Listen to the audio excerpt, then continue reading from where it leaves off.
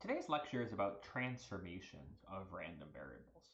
This is going to be our last topic before we get on to bivariate random variables, multiple random variables at a time. But one of the kind of most important topics in this course is how we can deal with transformations of random variables. We've seen a little bit of this up to this point, but we're going to kind of take a deep dive into it today. And this is a really important topic, especially for statisticians like me, because all statistics are just transformations. That is, they're functions. So let's do a real quick review. Since we've dealt a lot with random variables without really thinking of them as functions, let's go back and think about random variables. In today's lecture, what we're going to be concerned with is we're going to be concerned with defining, say, a random variable y, which is some function g of another random variable x. So we'd write this as y is equal to g of x. Now this is a bit of an abuse of notation. G here is going to be a real valued function. Takes in real numbers, spits out real numbers. But of course, y and x technically are functions also, right? So for example, x technically is a function from our sample space to the real line, and y here is going to be some other function from the sample space to the real line. And so what we really mean when we write y is g of x, we're really talking about functional composition. What we really could write, you don't because it's kind of cumbersome, but you could write y is g composed of x. That's, say, mathematically more sound.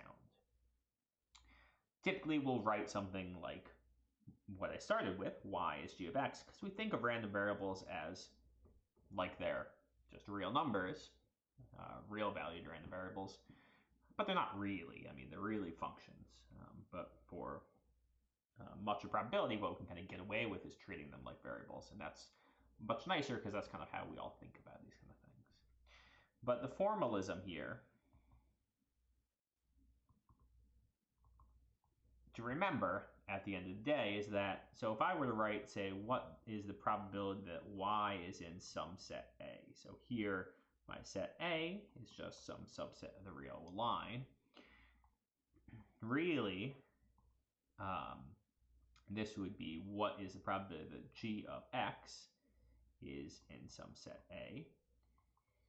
And of course, what we mean for a random variable to be in a set A is the inverse image. So this would be the inverse image of g of x applied to A, the probability of that thing.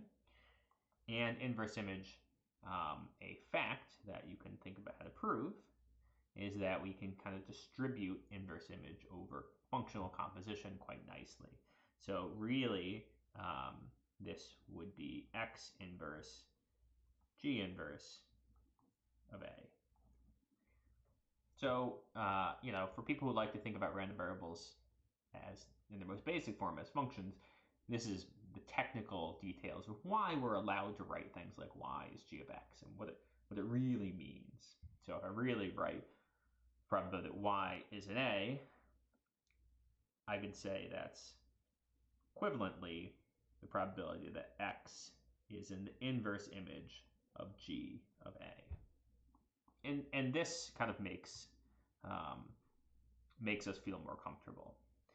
So what you can think of is that when I write the probability that y is in some set A, of course y is, we think of it as g of x, that would be the probability of g of x is an A, or we could think of that as the probability x is in g inverse A.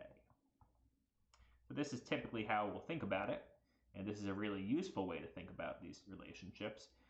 Up here is really the kind of mathematical justification of why you're actually allowed to do that. Why we can play around with these random variables, which are actually functions, play around with them as if they are real valued variables. And so this is kind of a very useful way of thinking about the relationship when I have some random variable y, which is defined as g of x. which of course is a bit abusive, right? I'm plugging into my real valued function another function. But we kind of know what we mean, and what we mean is that probability y of some set is that same thing as probability x is in the inverse image of that set under the function. So this lecture, what we're going to be concerned about is we're going to say that we know something about a random variable x, and we're going to say, okay, what can I say, or what do I know about some function y is g of x? So I know something about x, maybe I know it's PDF, maybe I know it's Cdf, maybe I know it's discrete, maybe I know it's continuous, depends. What can I derive about a function of that thing based on what I know? So that's the main goal of this lecture, and we're going to look at a couple different cases in this lecture about if I know this or that, what can I say about this kind of function or that kind of function of my random variable. So we're going to go through a couple main theorems, maybe 2 or 3 main theorems in this lecture. And what we're going to do is we're going to start off, of course, with the discrete case. So discrete random variables. And so what I'm going to know about, so I'm going to know fx, which is going to be my PMF of x, a discrete random variable. So maybe I can write that. X is a discrete random variable. And I'm going to know the PMF of x. And the question I'd like to answer is, how do I get Fy? Here, Fy is going to be the PMF of y, which is some function g of x. Okay, so this is a very kind of practical question. I know the PMF of x. How do I get the PMF of a function of x? And we're going to first tackle the case where x is discrete. So we're going to kind of write down a theorem, and the theorem's actually not so bad. What I'm going to say is that notice this, that Fy of y, so this is my PMF of y, PMF of my random variable y, evaluated at the number little y. That, for a discrete random variable, my PMF is just, of course, the probability y takes on the value little y. And y is g of x. So we could equivalently write this as the probability that g of x takes on the value little y. Or I could apply an inverse function, more precisely the inverse image of g, and I could say this is the probability that x, and I'd like to say equals, but the inverse image is a set. So we'll say this is the same thing as the probability that x is in the inverse image of g, evaluated at y. So I think that's pretty straightforward. We should recall as an aside that g inverse is the inverse image of the function g. So it is typically a set. It takes in a set and it spits out a set. When I have just one element, I'm going to, instead of actually writing, technically I should write little brackets, because technically g inverse, the inverse image, is a set function. It takes in a set. So technically I should write g of the set containing little y. But I'm lazy and I don't like to do that. And so kind of the two rules of conventions is that typically I'll write g inverse of y when y is just one number. that, let's say, denotes the technically correct way of writing this, which is the inverse image of the set containing just y. So I'll do that when set contains just y. And my second kind of convention, so that's convention 1. Convention 2 is that if G is invertible, then G inverse denotes the inverse, the true inverse instead of the inverse image, right? So when G is not invertible, the inverse image can give us can actually be a whole set. When G is invertible, the inverse image is just going to give us one element.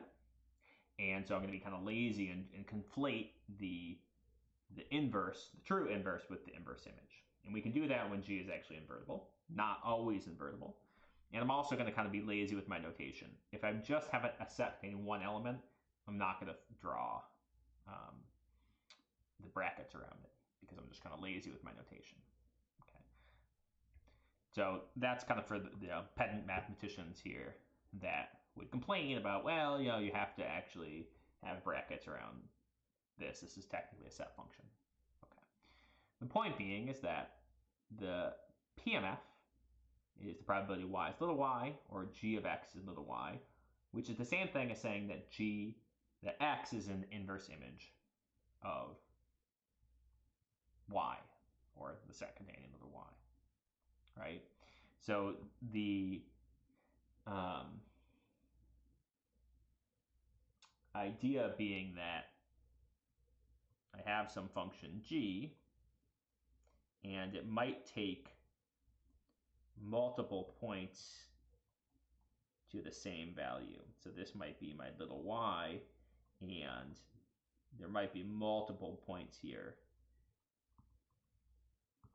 that map to y under g. So my inverse image might truly be a set, so I can't say x is equal to this. I have to say x is in this set. If g were actually invertible, we know that set would contain just one element, and you could kind of get away with abusing notation saying it's equal to.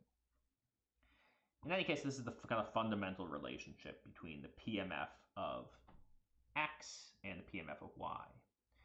Note that, why am I saying this is a relationship between, we haven't even mentioned the PMF of x.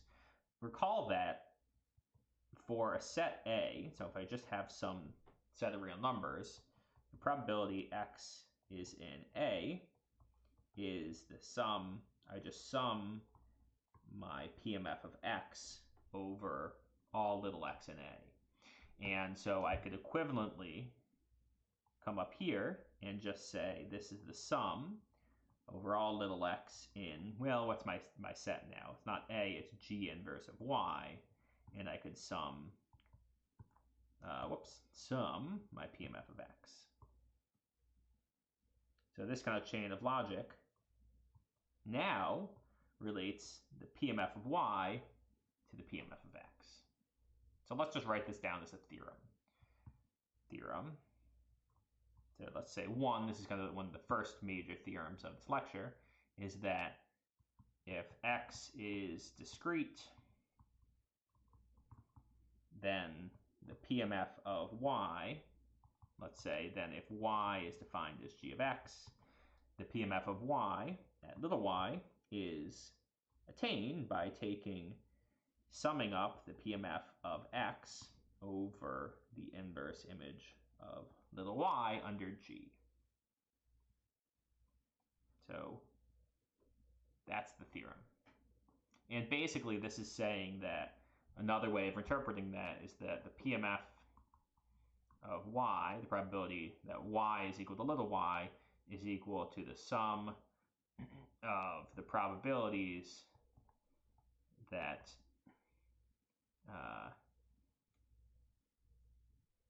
x,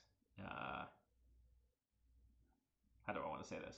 It's the sum of the probabilities that x maps to little y under g.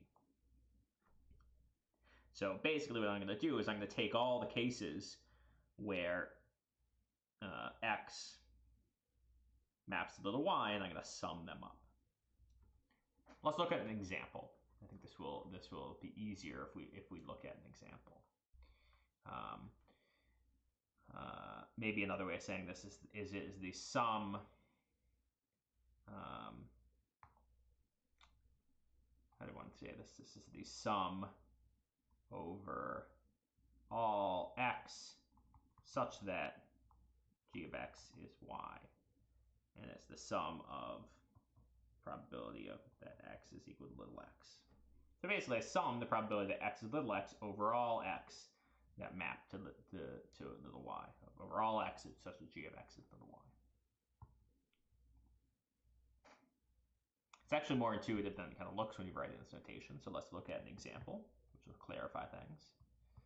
So let's assume we have a binomial random variable. So x is going to have a binomial distribution with parameters n and p. And we're going to find another random variable y as n minus x. So remember that you can interpret the binomial random variable x as the number of successes in n independent trials with a probability p of success on each. So if I do kind of n independent coin flips, each coin flip has probability p coming of heads, then x is kind of number of heads, or more generally the number of quote successes. In this case, n minus x, this, which we're calling y, will be the number of failures. It is number of trials minus number of successes. That should be the number of failures. And y, in this case, is g of x, where g of x is just the function n minus x. And so equivalently, of course, we're going to need the inverse image. In this case, g is invertible. And so we could say that y is g of x is n minus x, or equivalently, x is g inverse of y is n minus y. All right, that's the inverse function. So this kind of as an aside, we want to get this inverse function because we're going to need that according to our theorem up here. And our theorem says that if I want to get the probability mass function of y, I know the probability mass function of x, I want to get the probability mass function of y. What do? I say that the PMF of y, Fy of y, is going to be the sum over of fx of x, PMF of x, and I'm going to sum it over all x in the inverse image of y. Well, in this case, the inverse image, g inverse of y, is just the single number n minus y. So basically, we're summing over all x, that is n minus y. This is a bit overkill of notation. It is literally just saying fx of n minus y. There is only one item. So let me just call that out specifically. There's one item here. So writing this kind of summation notation is a little bit of overkill here.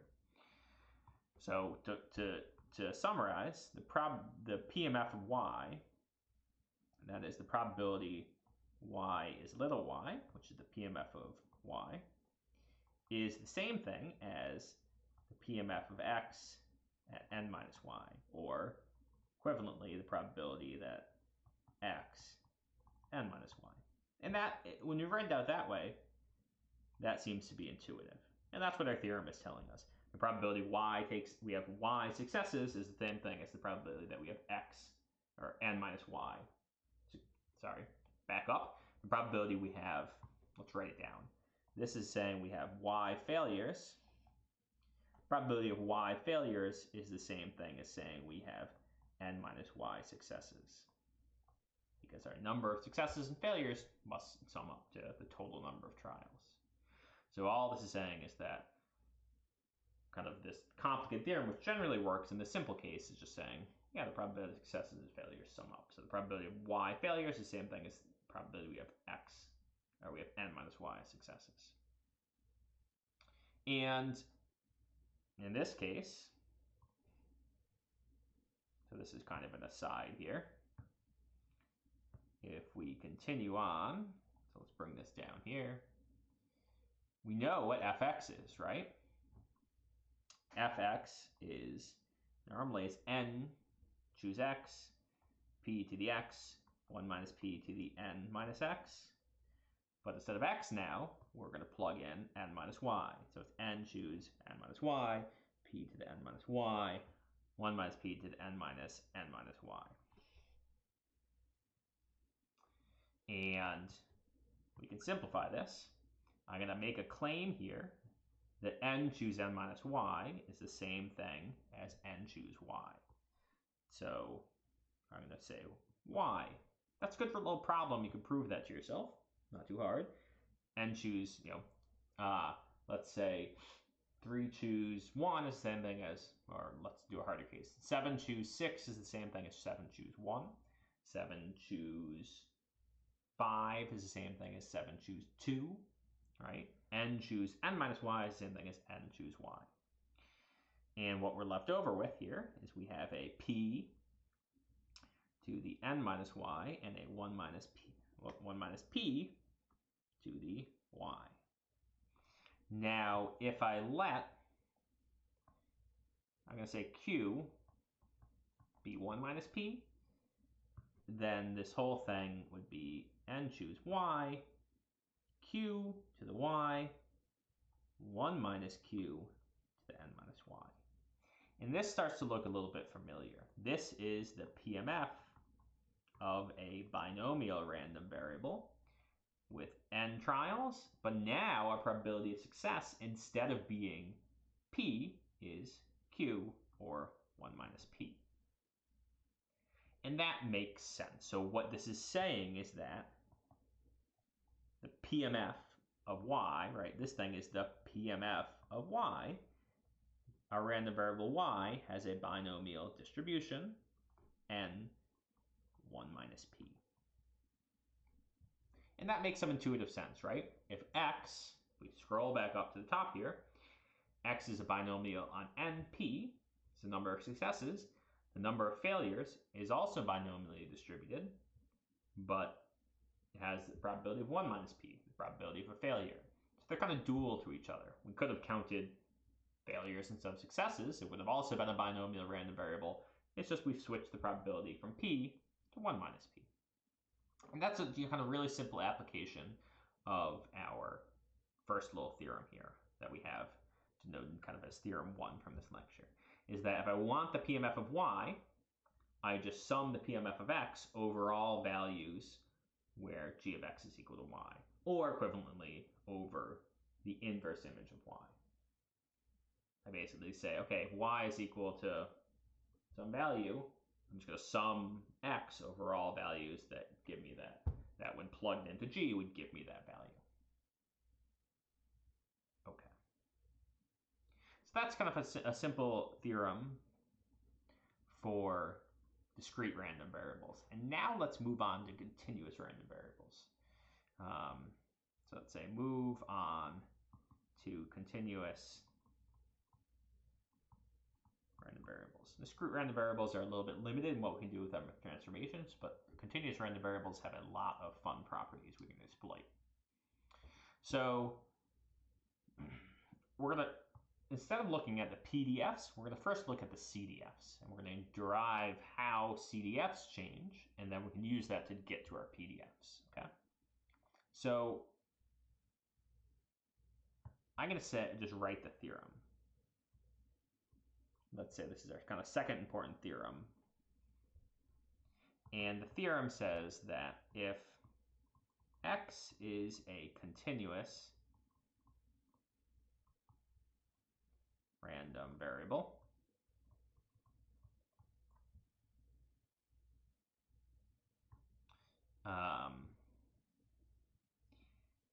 then we're going to have two cases. One, if g is an increasing function,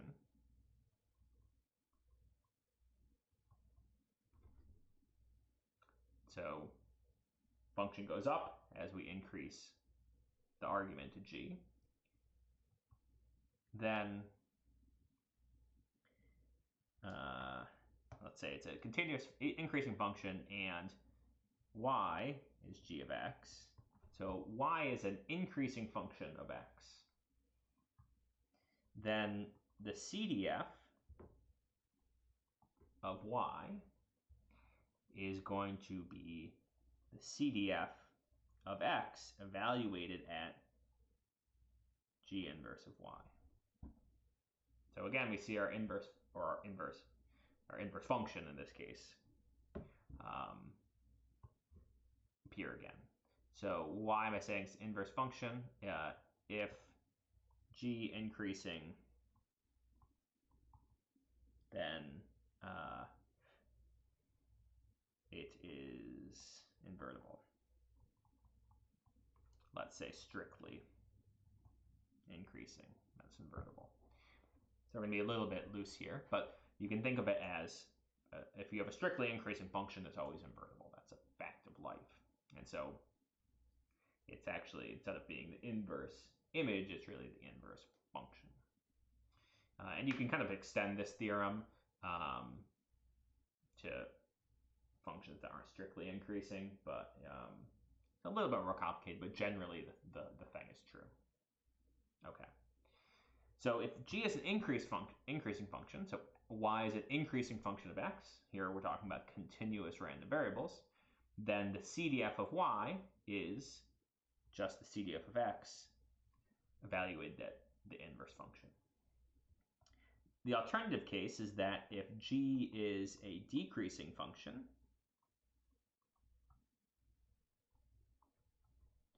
and again, y is g of x, so now y is instead of decreasing function of x, then we could get the CDF of y, but in this case it's 1 minus the CDF of x evaluated at g inverse of y.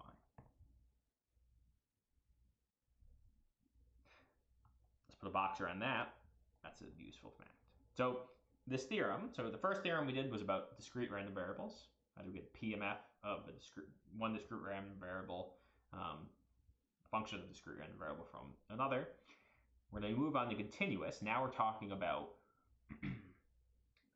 continuous random variables. We're going to talk about how do we get CDF. So if I know the CDF of a continuous random variable x, and either y is either an increasing function or a decreasing function, so we'd say it's a monotonic function, then we kind of have two cases. Either, in the increasing case, the CDF of y is just the CDF of x evaluated at the inverse function, or in the decreasing case, the CDF of y is 1 minus the CDF of x evaluated at the inverse function.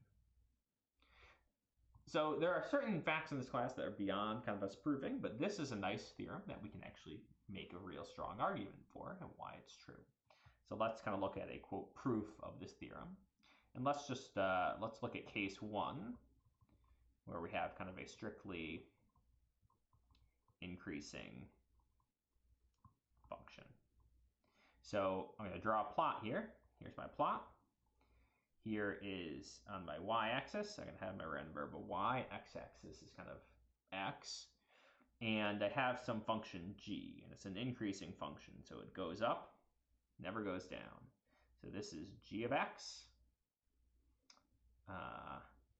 which is y. If I pick some value, little y here, let's say I pick some value little y, right? And I want the CDF of y equals g of x. This is the probability that my random variable y is less than or equal to little y. So it's basically the probability that I am at or below little y. So this is the probability y is less than or equal to little y. I am at or below little y here if correspondingly on my function, so if I go and apply my inverse function, I would end up at g inverse of y here. And equivalently, being at or below little y is the same thing as saying that x is at or below g inverse of y. So if x is at or below g inverse of y, correspondingly y is at or below little y. Or if y is at or below little y, correspondingly that's the same thing, if and only if x is at or below g inverse of little y. So this is equivalent to saying the probability that x is less than or equal to g inverse of y.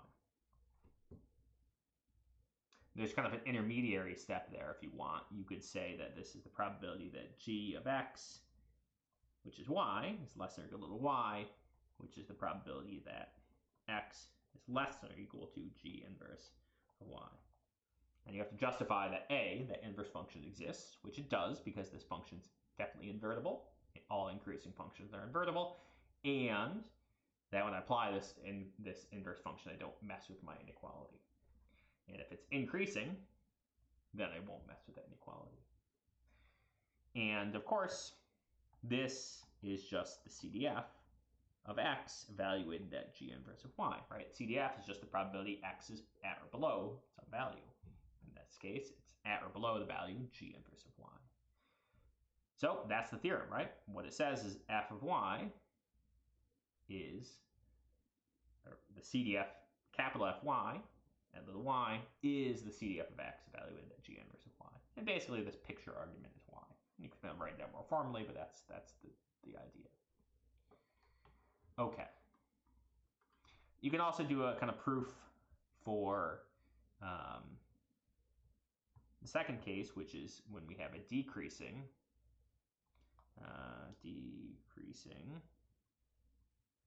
g.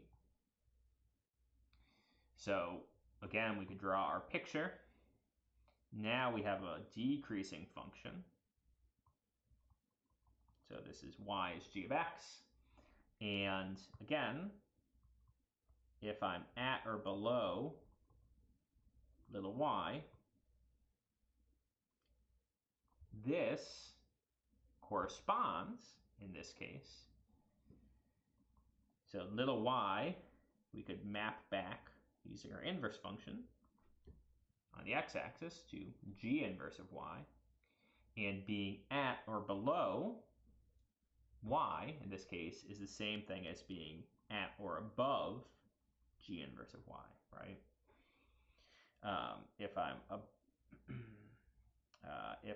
If x is bigger than g inverse of y, when I map it back to my function, I'm always going to kind of go and end up at something at or below little y.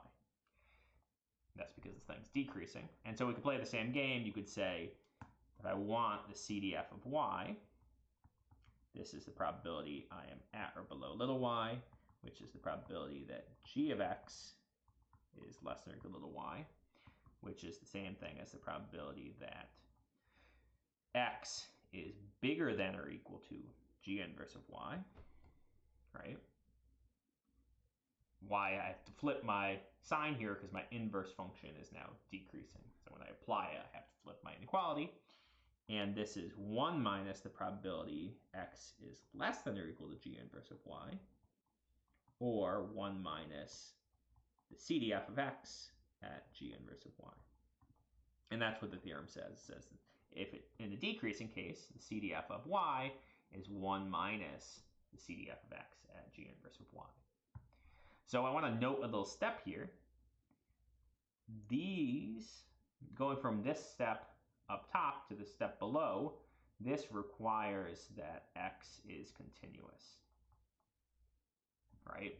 Because I don't care, I can be loose with greater than or equal to, less than or equal to, less than, greater than, right?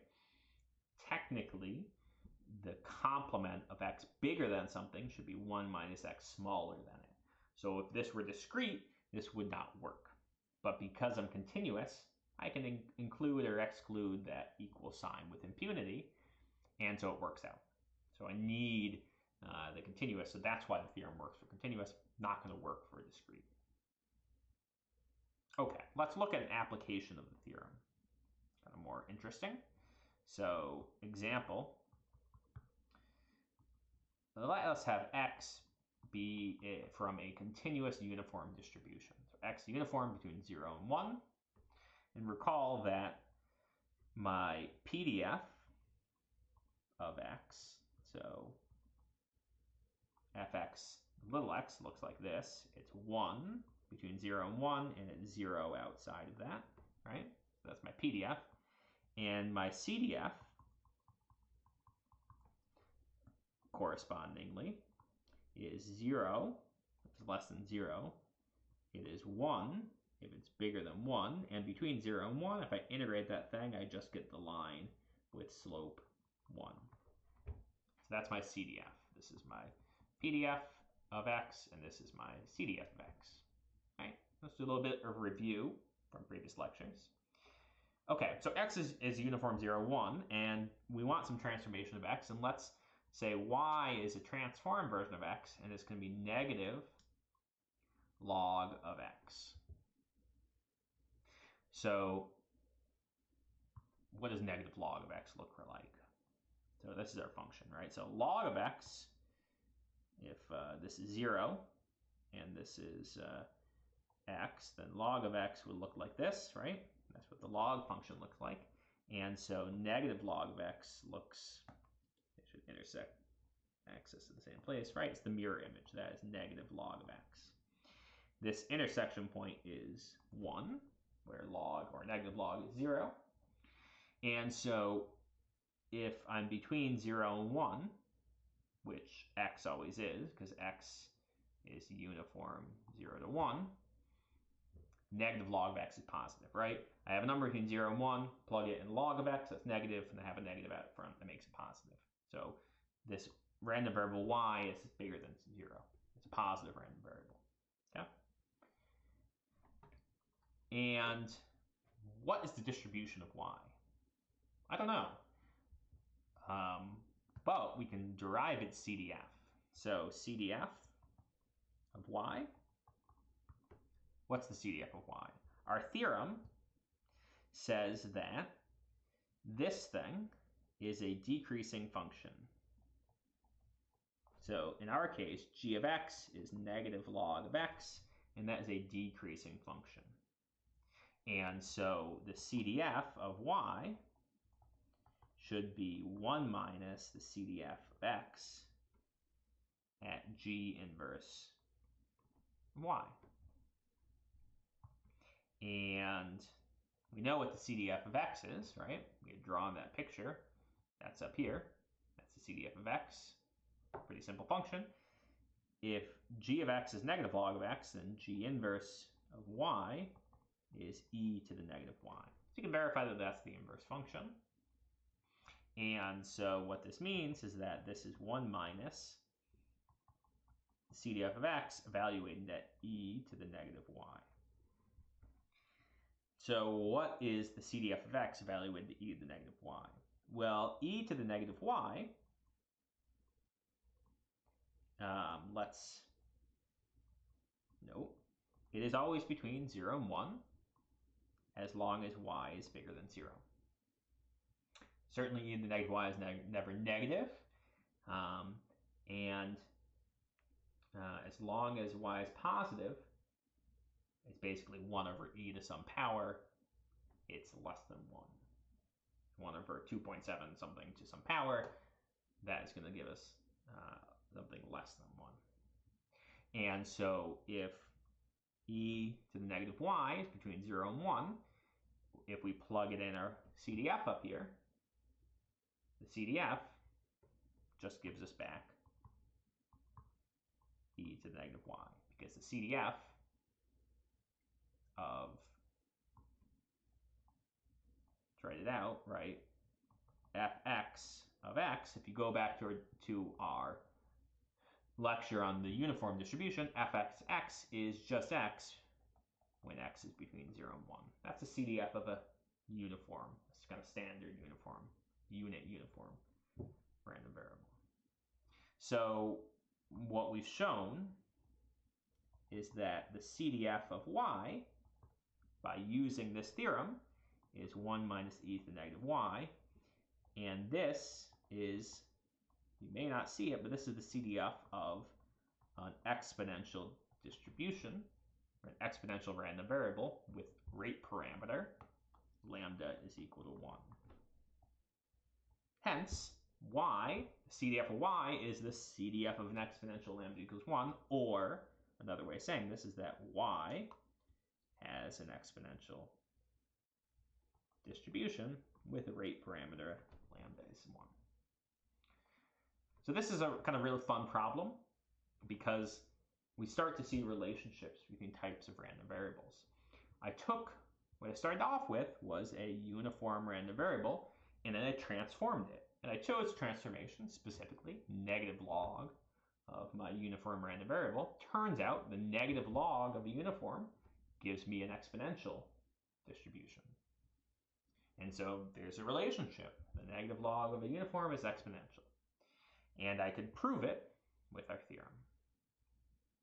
So this is kind of the power of these theorems, is it allows us to talk about, if I have a random variable of one type and I apply some function to it, maybe I use it to calculate a statistic, which is just going to be a function, what happens to it? In this case, ends up as some other distribution we know. So this is the CDF. This is how we get CDFs for continuous random variables. What about PDFs? Right? So for discrete random variables, we had derived a relationship between the PMF of a random variable and the PMF of the function of that random variable. For a continuous, then we did this thing for the CDFs. Can we get a relationship between the PMF of a random variable and the PMF of a transformation of that random variable? And of course, the answer is yes. Otherwise, I wouldn't be talking about it. And so let's write down the theorem. This is going to be our third kind of major theorem, major transformation theorem. And if x is 1 continuous, let's say 1, a continuous random variable, and y is g of x, and 2, g is continuous and monotone, that's either decreasing or increasing, and 3, g inverse, the inverse function, is continuously differentiable. Maybe we don't need continuously, let's just say differentiable.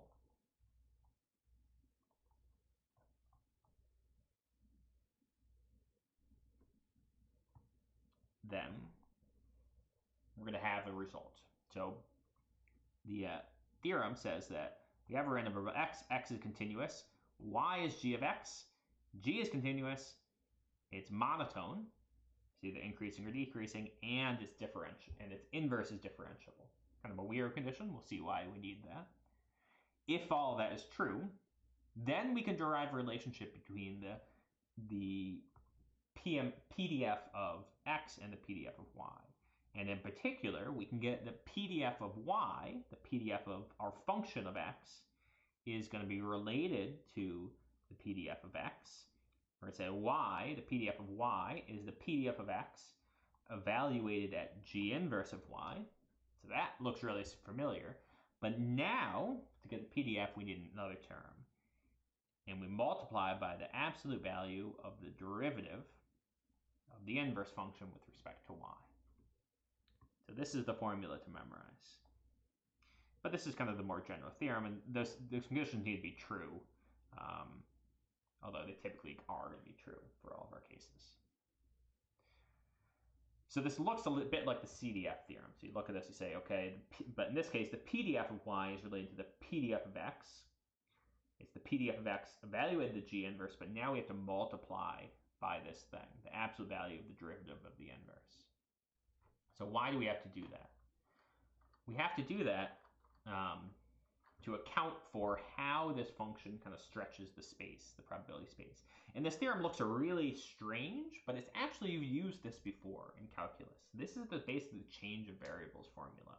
So you go look up Wikipedia, the change of variables formula. You will come across this.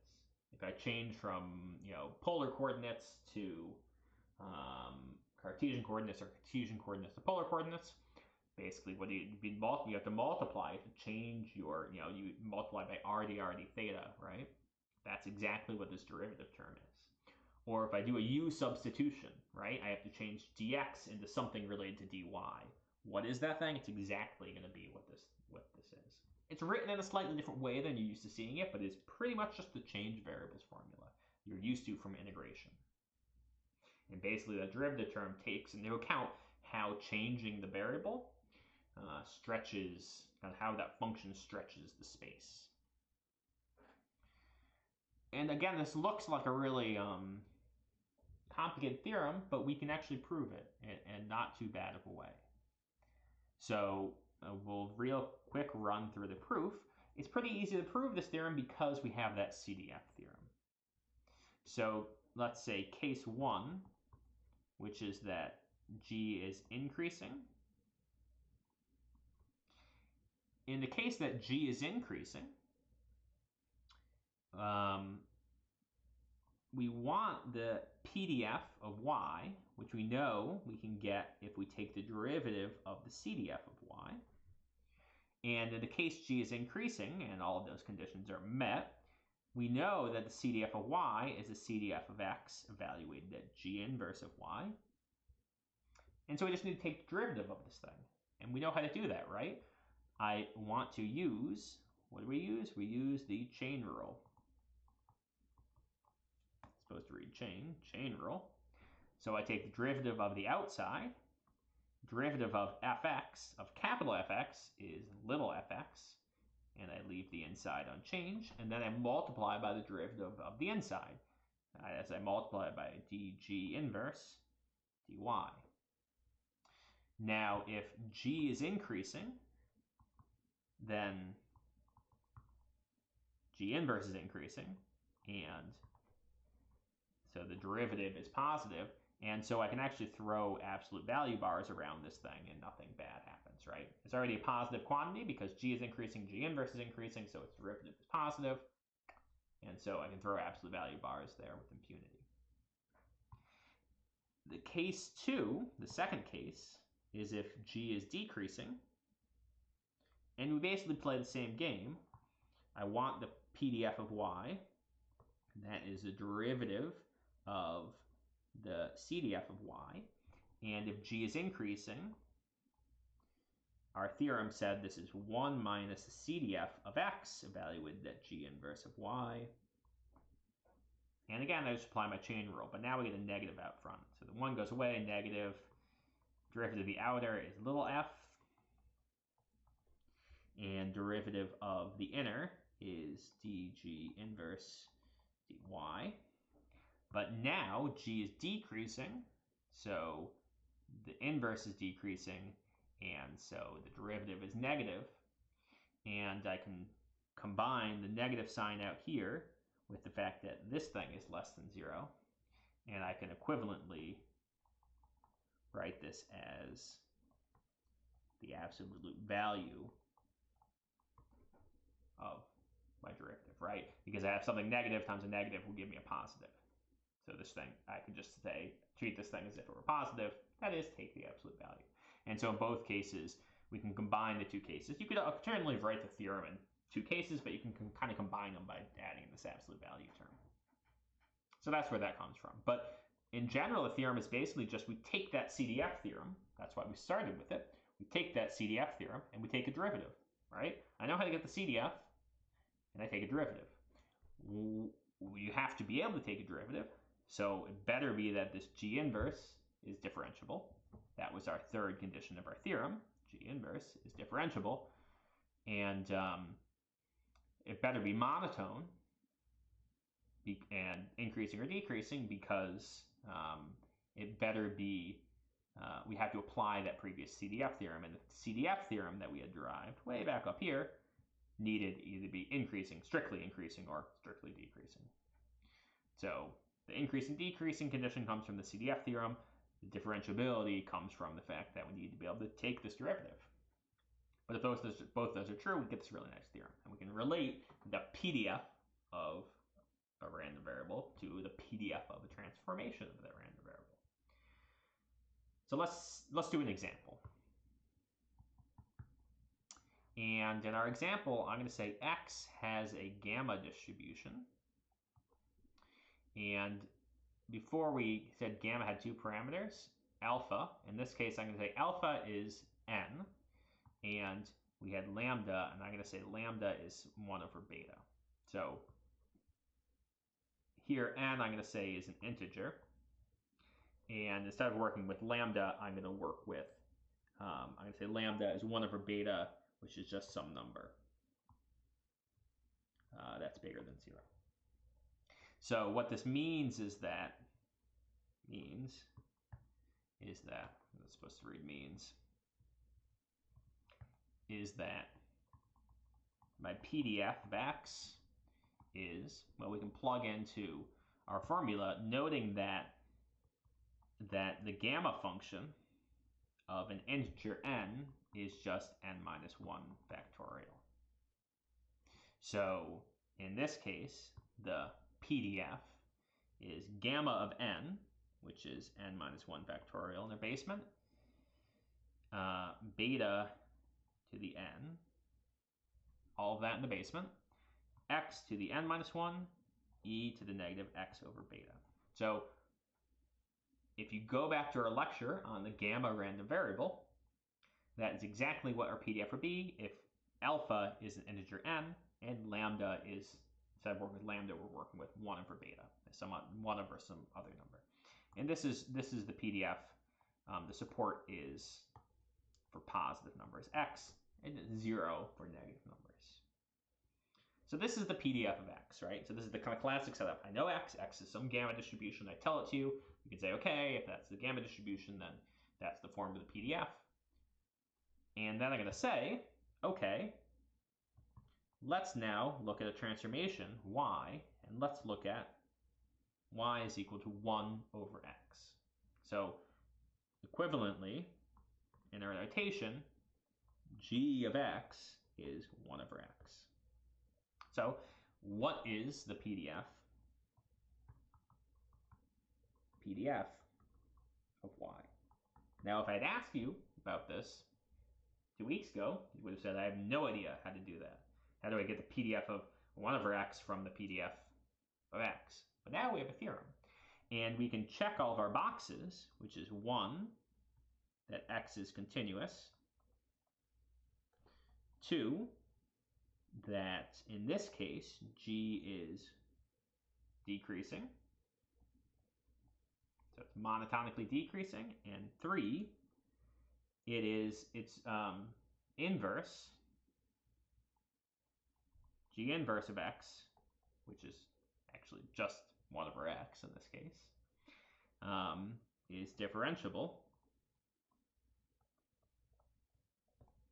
And, whoops, I should really write g inverse of y, right? Typically we say y. So anyways, g inverse is differentiable. G inverse of y is 1 over y. And if I look at the derivative with respect to y, that would just be negative 1 over y squared, right? It's a differentiable function. So those are the facts we need to check, check, check, check. Those are true. And now it's just real easy. Hence, I want the PDF of y. What is it going to be? The PDF of y, fy of y, the left y of y, is the PDF of x evaluated at g inverse of y times the derivative of g inverse with respect to y, which we now conveniently already calculated. Smart forethought. So let's just plug in. Look, I've already told you what fx is, I've already told you what the derivative is, and I've already told you what g inverse is. So we have all the parts. We just plug in the formula now. Let's change our color here. So in this case, I'm going to plug in the formula. So it's fx, which we'll expand out in a second. G inverse of y is 1 over y. And this derivative, the absolute value of the derivative is just 1 over y squared. Right? We can just drop the negative sign. And we know what fx is. We derived it right up here. And let's just plug in. So instead of x, we're plugging in 1 over y. So what does that leave us? Is n minus 1 factorial in the basement of beta to the n in the basement. And then instead of x to the n minus 1, it's 1 over y to the n minus 1. And instead of e to the negative x over beta, it's e to the negative 1 over y times beta. And then we can't forget our 1 over y squared, right? We've got to carry that down. So we multiply by 1 over y squared. And you can actually combine things. I mean, you don't have to. Say on a test, that would be an acceptable answer. But you can combine things. So you could say 1 over n minus 1 factorial, beta to the n. And I can combine the 1 over y to the n minus 1 with the 1 over y squared. That would be 1 over y to the n plus 1, because I'm adding on those two. And I have an e to the negative 1 over beta. And this is true for y bigger than 0. So that's kind of our final answer, maybe nicely simplified. Why do I know y is bigger than 0? Well, our original variable is x. X was gamma. Gamma is distributed for positive x. And y was 1 over x, so that's also going to be positive. This distribution actually has a name. You could say that y is distributed as an inverse gamma with parameters n and beta. So that's why I chose those parameters specifically. So in this case, we actually have a name. The inverse of a gamma distribution is called an inverse gamma distribution. And that's kind of the general form of it. Again, you don't have to memorize it. Not all functions of all random variables have names. Some of them just are what they are. They don't really have well-known names. In this case, we have a situation where the transformed random variable has a certain kind of name. Okay. So that's a nice example of our theorem, which says that if I have a continuous random variable, I can get the PDF of the transformed random variable from the PDF of the original random variable. I need to know that the transformation is monotone, either increasing or decreasing. I need to know the inverse function, I need to know the original PDF, and I need to be able to calculate the derivative of the inverse. If I get those kind of three parts, I can plug them in the formula, and as in this example here, I can actually get the PDF. So we derived some things for continuous random variables, and I guess kind of the burning question is, what about non-monotone transformations?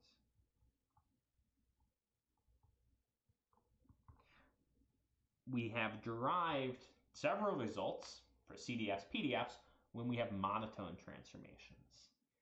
What about when we don't? So it turns out it's okay as long as it's piecewise monotone. Okay, so long as we can write it as long as it's piecewise monotone. So let me write out the actual theorem. So this is maybe the fourth theorem. And this is basically a generalization of the previous one.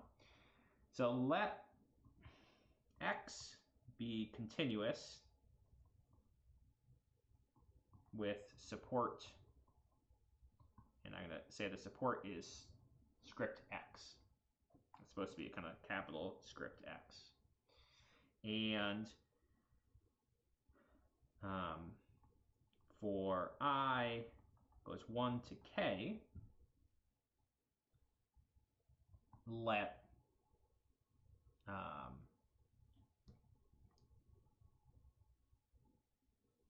the collection A sub I goes 1 to k, partition my support x. So here's I'm going to start drawing a picture here. So here's an axis. This is my support, let's say, of my random variable x. And I'm going to partition it into some sets, maybe A1, A2, A3, all the way up to some number A sub k. And the theorem basically is going to say is that G, or our function of a random variable, doesn't need to be monotone, but as long as it's monotone kind of piecewise on these different parts. So maybe here's my function. This is my function. It goes like this, and like this, and like this, and then like this, and then like that. I guess there's kind of dot dot dot here, right? But it's monotone. This is G is monotone on each part of the partition. Basically, as long as that's okay, we can deal with it. So x is the random variable, script x is its support.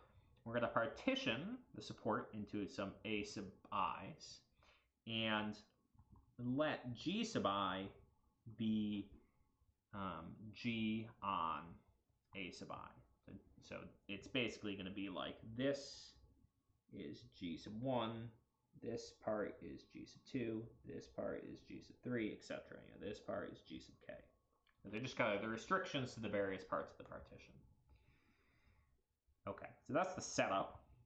The theorem says, 1, if the previous theorem is satisfied for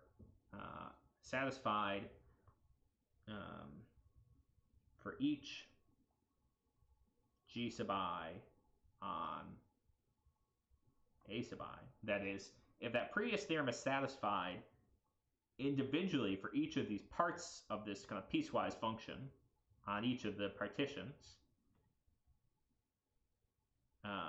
and 2, let me say this, if 1, each of these G sub I satisfies the previous parts of the theorem, that is, what was that previous parts of the theorem?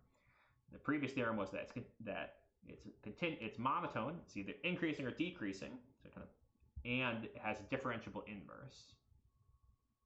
So if on each little part of the partition where I partition this thing, I have some function, so G1, G2, G3, and on A1, G1 is monotone and has differentiable inverse, and on A2, G2 is monotone, has differentiable inverse, etc. And so if that is true, and 2, if the image, let's say the image of A sub I under G sub I is the same for all I. So that is, they all kind of map to the same space. That is, we don't get one that gives me negative numbers and one that gives me positive numbers. They all kind of map to the same area.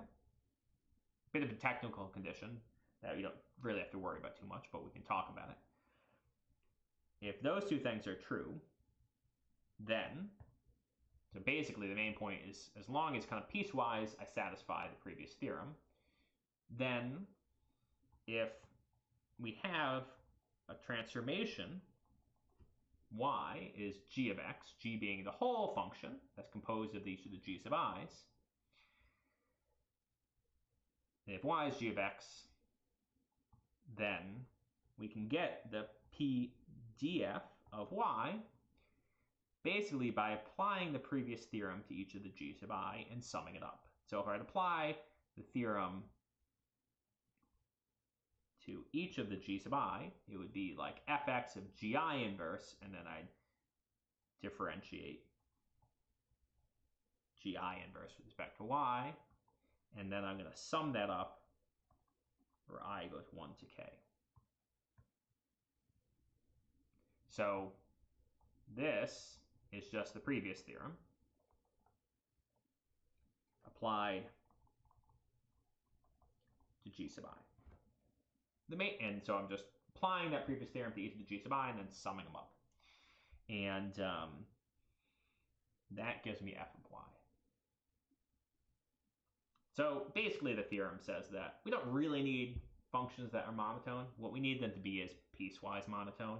And if they're piecewise monotone, it's kind of a pain, but you can break it up piecewise into little chunks that satisfy that theorem, and then I can recombine those chunks by summing them together.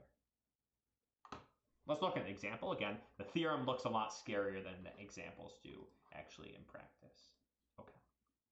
So our example here is going to be what we call a chi-squared distribution. And if what a chi-squared distribution is that if I have a random variable x, and x is a standard normal, just has a standard normal distribution. So normal 0, 1 mean 0, variance 1. And I let y be the square, hence squared, the chi-squared distribution. So x is standard normal, y is the square of x, that is g of x is x squared. Then we say y has a chi-squared distribution, and to be technically correct, we'd have to say with 1 degree of freedom. So a chi-squared distribution has a parameter called degrees of freedom. I'm not going to talk about it, but the point being is if I take a standard normal and I square it, we get what is called a chi-squared distribution with 1 degree of freedom. So what is the PDF of chi-squared? That's an interesting question. Is the PDF of, and the way we typically denote it is chi squared of 1. So that's the Greek letter chi squared of 1. What is the PDF of a chi-squared random variable? You may have run across this in, say, an intro-stats course. You do chi-squared tests. That's where it comes from. And now we have our theorem. So we can apply this previous kind of piecewise monotone theorem. So let's just draw a picture of what's going on here, right? So here is kind of my x-axis, and g of x looks like this, right? It's x squared. So this is my 0 point. Notice that that is not a monotone function when x is, but if I partition it, this is supposed to, maybe I can draw it like that. That's not going to work. Let's try it like this. It's supposed to have that. Okay, there we go. That's at 0. That's my 0 point. Okay. So this is not a monotone function. X squared is not monotone over the whole real line, which is what we're looking at here. But piecewise it is. So if I look at two partitions, so one, if I look at the part, let's call it A1, which goes 0 to infinity, we can call that G1 of x, which is x squared. And then I could look at the second chunk, call it G2 of x, which is x squared, but it's x squared on negative infinity to 0, which we can call A2. So piecewise monotone is what we'll say. Not monotone overall, it decreases then increases, but piecewise we can break it in half at 0, and x squared would be monotone. And so I could apply my previous theorem and derive the PDF. I'm going to know what the PDF is of a standard normal, and then I want to get the PDF of y is x squared. That is not a monotone function of x, but it's piecewise monotone. And so this theorem, we're going to break it into chunks, and then we're going to apply this theorem and sum it back together. And so I've basically done most of the work. What you need to do to apply this theorem is you break your function into a collection of a partition of the whole space. So my partition in our case was negative infinity to 0 and 0 to infinity. And I have two functions. So let's write this down. Partition A1 is 0 to infinity, and G1 of x is x squared. G1 inverse of y would be course, what? Square root of x. Our second part of our partition is the other half, negative infinity to 0. G2 is similarly defined. It's just x squared, but the inverse is different. G2 inverse is negative square root of x, right? If I have some value little y, G1 inverse would give me square root of y, and G2 inverse would give me negative square root of y. So this is kind of the points I need for my setup. The only other thing I need to do is I need to derive the derivatives of these, right? I need these for the formulas. So I could say the derivative of G1 inverse is, and you can do the problem, it's 1 over 2 root y. And the derivative of G2 inverse is negative 1 over 2 root y. So if I look at my formula, I needed the G1, G2, the inverses, the derivatives, and the last thing I need is I need my PDF of x. What's my PDF of x? For a standard normal, it has the following form. It's 1 over root 2 pi exp negative x squared. Oops, missing something. Negative 1/2 x squared. That's a standard normal, right? This is just a normal PDF with mu is 0 and sigma squared is 1.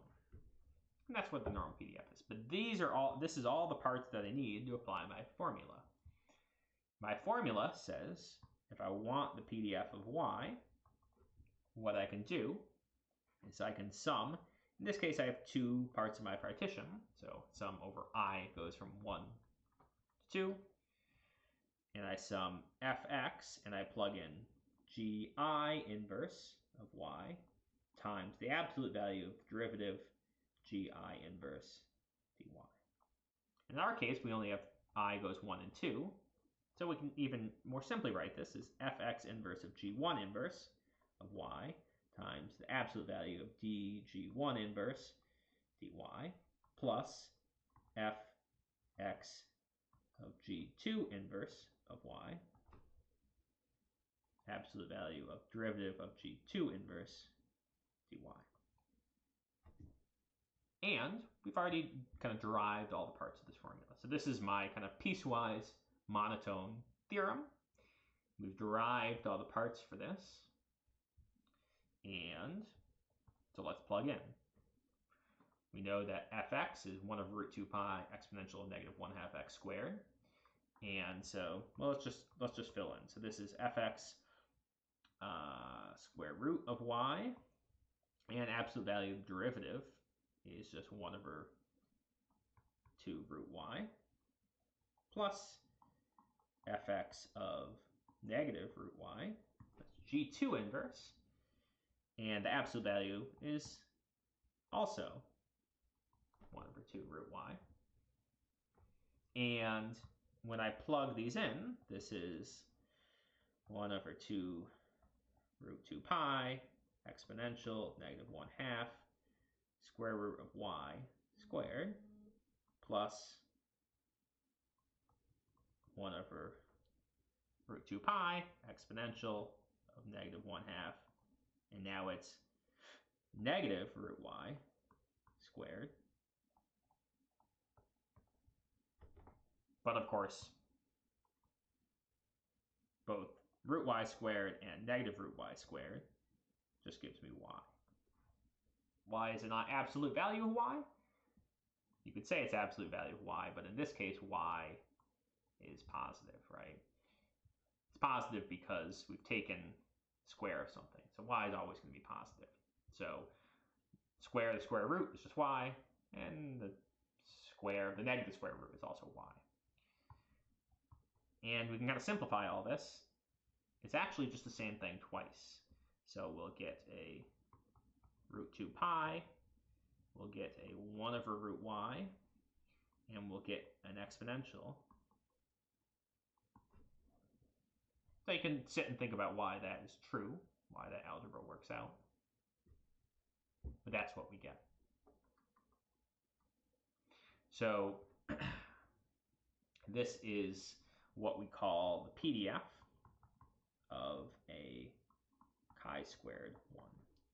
Or another way of thinking about it is if I take a standard normal random variable and I square it, what's the PDF of that resulting random variable? It's that. And we were able to drive it with our nice theorem. Our theorem that says we actually don't need things to be monotone themselves. We don't need transformations strictly to be monotone. It's just if we can break it up to a piecewise monotone function, we can kind of apply the theorem to each of the parts and then sum them up, which is exactly what we do here. Okay. In the last couple minutes here, the last transformation theorem I want to talk about today is called the probability integral transformation.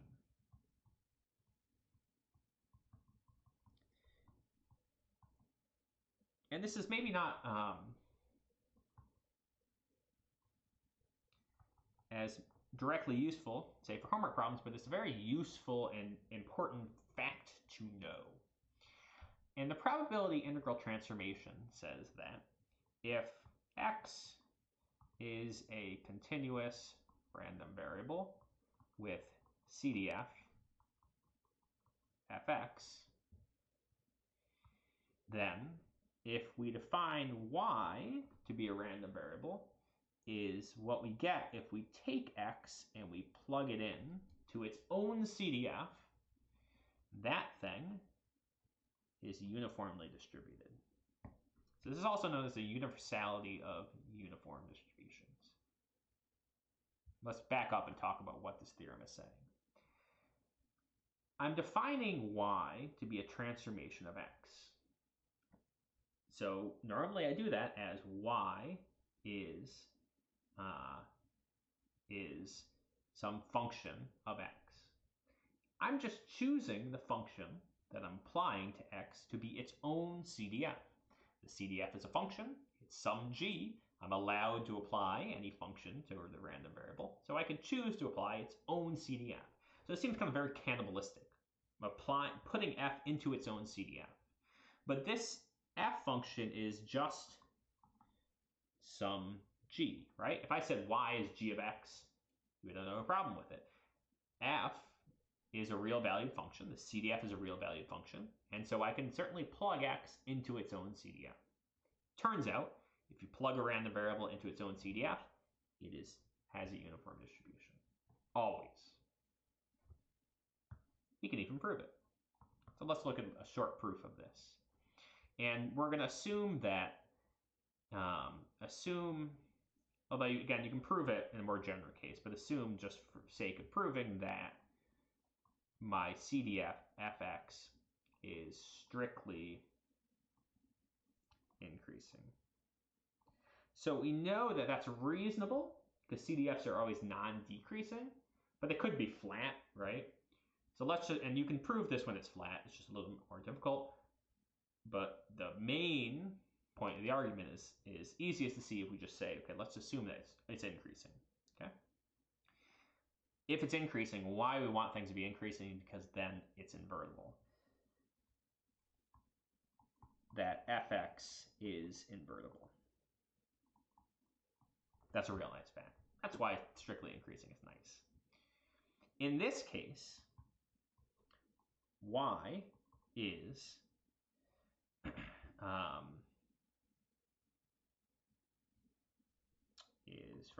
fx of x. And so by our CDF theorem, I'm going to scroll all the way back to our CDF theorem. Here we go. Continuous random variable, increasing function. This tells us what the CDF of y should be. So let's apply it. In that case, the CDF of y, scroll all the way down here, the CDF of y is the CDF of x and evaluated at, typically we'd say g inverse of y, right? But in this case, G is capital F. So that's fx of fx inverse of y, which just gives us y. Why is that important? The CDF of y is just y. That is basically, if you remember the CDF of a uniform, right? The CDF of a uniform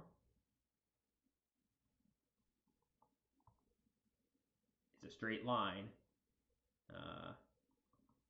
F of x is equal to x between 0 and 1, kind of flattens out the tails. But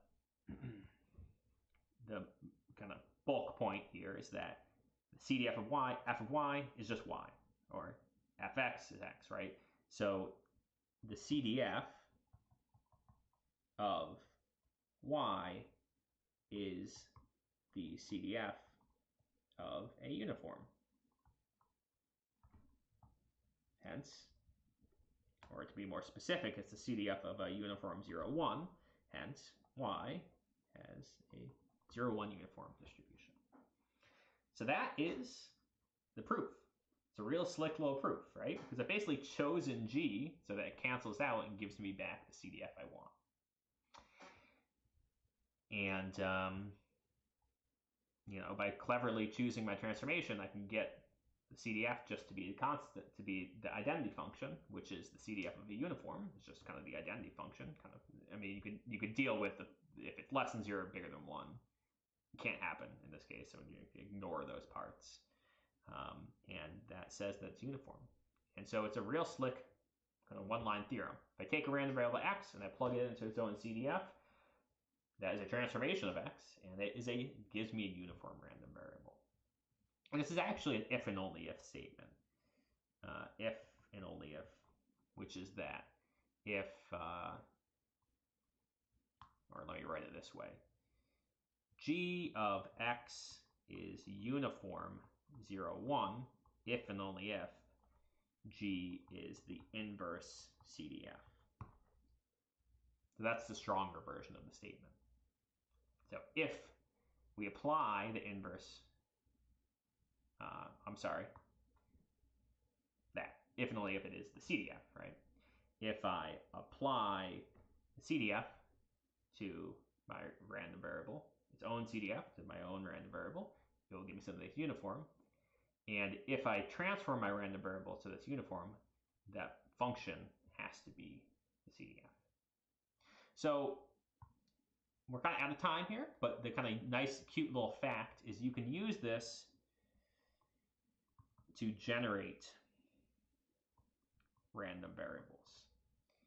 And the idea is that I follow the following steps. 1, generate y from a uniform distribution. And then 2, let x be the inverse CDF applied to y.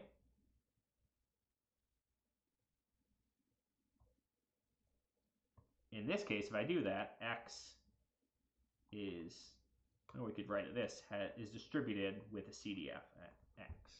So the idea is if I want to generate some random variable x with a CDF fx. So let's write it that way. X who has a CDF fx. Or another way, generate some random variable x following a certain distribution. Okay? If I know the CDF of that distribution, I may not know how to generate random variables, say on a computer, following an arbitrary distribution. I may know how to generate them following a uniform distribution. And so if I can generate them following a uniform distribution, and I plug, so what I'll do is I'll just generate random variables following a uniform, and I'll plug them in to the inverse of the CDF, which I know, the resulting random variable will have the desired distribution. Why? Because surely the CDF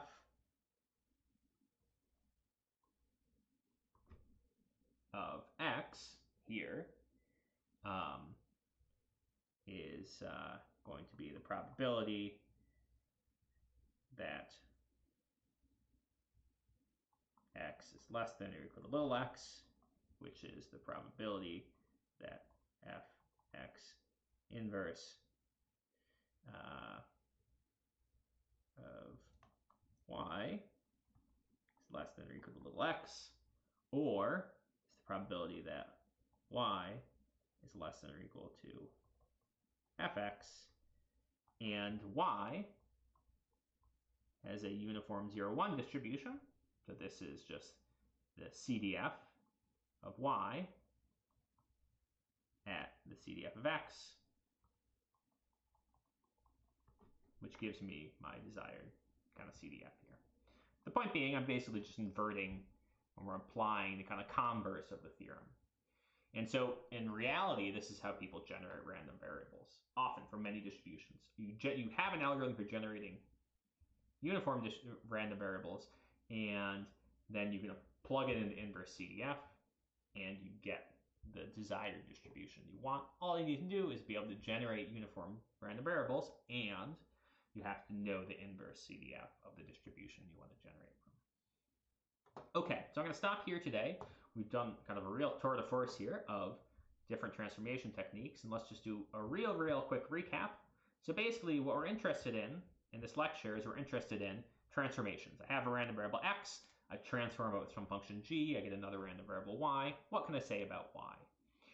If I have discrete random variables, I have this first theorem that can relate the PMF of x, the PMF of y. If I have continuous random variables, and I can get the CDF of x, or CDF of y from the CDF of x, as long as my transformation is monotone, and I have one of two cases, increasing or decreasing, that gives me that CDF.